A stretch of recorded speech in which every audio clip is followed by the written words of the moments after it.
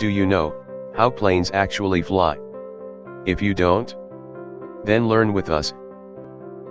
How do planes fly? If you've ever watched a jet plane taking off or coming into land, the first thing you'll have noticed is the noise of the engines. Jet engines, which are long metal tubes burning a continuous rush of fuel and air, are far noisier, and far more powerful, than traditional propeller engines. You might think engines are the key to making a plane fly, but you'd be wrong. Things can fly quite happily without engines, as gliders, planes with no engines, paper planes, and indeed gliding birds readily show us. If you're trying to understand how planes fly, you need to be clear about the difference between the engines and the wings and the different jobs they do. A plane's engines are designed to move it forward at high speed. That makes air flow rapidly over the wings, which throw the air down toward the ground, generating an upward force called lift that overcomes the plane's weight and holds it in the sky. So it's the engines that move a plane forward, while the wings move it upward. How do wings make lift? In most of science books and web pages, we find the explanation which goes like this. When air rushes over the curved upper wing surface, it has to travel further than the air that passes underneath, so it has to go faster, to cover more distance in the same time.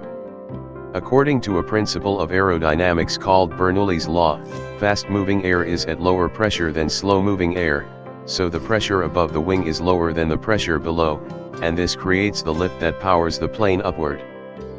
But this explanation is considered to be wrong and incomplete reason. So now let's discuss how the wings actually make lift. In one sentence, wings make lift by changing the direction and pressure of the air that crashes into them as the engines shoot them through the sky.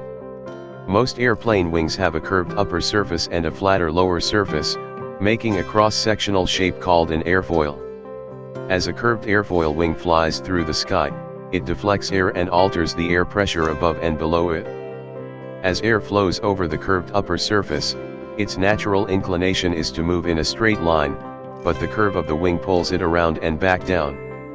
For this reason, the air is effectively stretched out into a bigger volume, the same number of air molecules forced to occupy more space, and this is what lowers its pressure.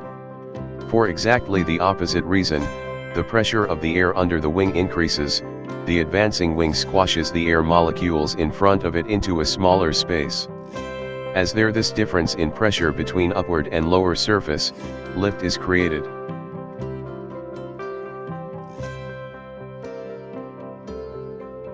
When the lift force exceeds the weight of the plane, then the plane moves upward in the air. Thank you, this much for today. For more videos, please subscribe the channel. Don't forget to like and share the videos.